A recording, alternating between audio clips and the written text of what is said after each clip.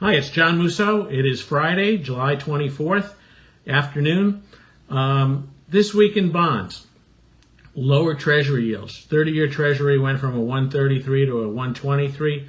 10-year bond went from 0.63 to 0.58. Short-term rates very unchanged. Why did we see this drop in yields this week? Simple. It is concern over the spread second time on the coronavirus in the southern states, Florida, Texas, Arizona, California. Increasing amount of cases. Good news, death rates not up as what they were before. This is obviously of concern for the economy, so we saw this little bit of a drop in yields. Good news on possible vaccines coming. We saw that during the week. That helped out the stock market earlier this week. My colleague Matt will talk about that. The other part, though, is that spreads on things like high-yield bonds and corporate bonds, yields are down to the tightest spreads since really the pandemic hit in March. So before that. So, basically the high-yield spreads are kind of back to where they were, very tight. That tells you there's confidence in markets away from treasuries that maybe the worst is over and the economy, albeit at a somewhat slower rate because of the resumption of the virus, will continue to open. We see this in the confidence that people are putting into bond funds that are non-government. So think about corporate bond funds, high-yield bond funds, municipal bond funds. Muni Yields this week, down a little bit. Not like treasuries, but 3 to 4 ticks on the long end. Deals not wildly oversubscribed, but well subscribed for. You get a few cheap deals, yes, they get eaten up and are subscribed for a lot. We are seeing Congress make progress on a bill that will possibly extend unemployment, add state aid to local governments, state governments, county governments, possibly include things like Build America bonds again, and the ability for municipalities to advance refund their older bonds. Those are all good things for municipalities if that goes forward. We'll watch for more of that next week and see what comes out of Congress. The clock is certainly ticking because we know that July 31st arrives and that's the end of checks for a lot of people of the $600 federal incremental stimulus. So there'll be a lot of pressure on Congress to move forward on this. We will keep you informed. It is the summer days, and we hope you enjoy the weekend. Thanks a lot. Matt McAleer was unable to join us on camera this week, but he did pass along these notes on trading. Continued recent rotation into value versus growth, as well as a bit of demand for small and mid-cap.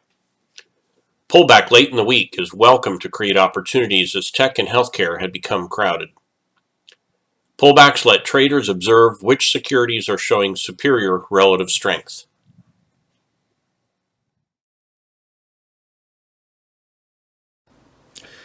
Political rhetoric about China is impacting financial markets now.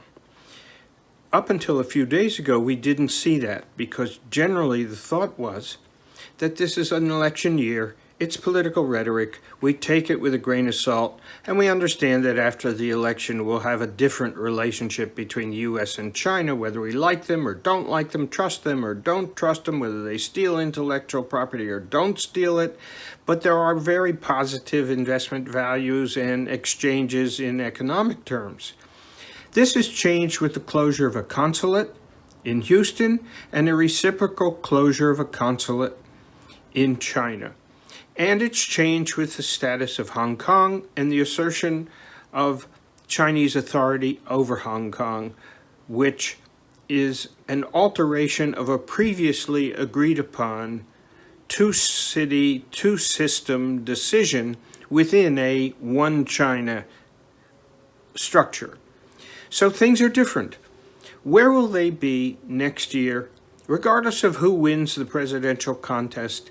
And where will Xi Jinping be in his power consolidation in China, where he is currently a president for life and has suppressed his opposition?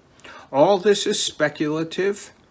It affects markets. It affects the relationship between the two largest economies in the world and the massive amount of trade worldwide that is underway through investment, exchanges, contracts, and various forms between and among all the countries of the world, nearly every one of them, and China and the United States. All we know now is an uncertainty premium is rising in financial markets.